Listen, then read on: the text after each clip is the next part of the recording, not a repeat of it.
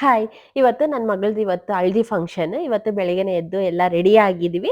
ಹಲ್ದಿ colour ಅಂದ್ರೆ cream colour sari ಮತ್ತೆ yellow sari wear ಮಾಡ್ಕೊಂಡಿದ್ದೀನಿ. ಇವತ್ತೆಲ್ಲರೂ ಫ್ಯಾಮಿಲಿ ಎಲ್ಲ ಬಂದವ್ರೆ. ನಿನ್ನೆ ನೈಟ್ ಬಂದ್ರು.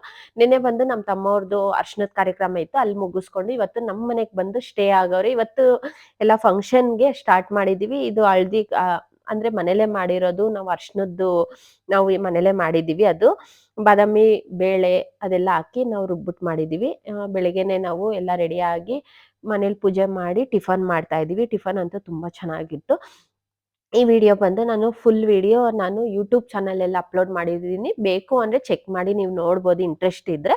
ಮತ್ತೆ ಇವತ್ತು ಡೆಕೋರೇಷನ್ ನೋಡಿ ನಮ್ಮನೆ ಡೆಕೋರೇಷನ್ ಸಿಕ್ಕಾಪಟ್ಟೆ ಚೆನ್ನಾಗೈತೆ. ಅಂದ್ರೆ ಚಪ್ರ ಫುಲ್ ದೊಡ್ಡ ಚಪ್ರ ಹಾಕ್ಸಿದೀವಿ. ದೊಡ್ಡ ಅಂದ್ರೆ ಕಾಂಪೌಂಡಲ್ಲೇ ನಾವು ಚಪ್ರ ಹಾಕ್ಸಿರೋದು. ನಾವು ಆಚೆ ಕಡೆ ನಾವು ಹಾಕ್ಸಿಲ್ಲ.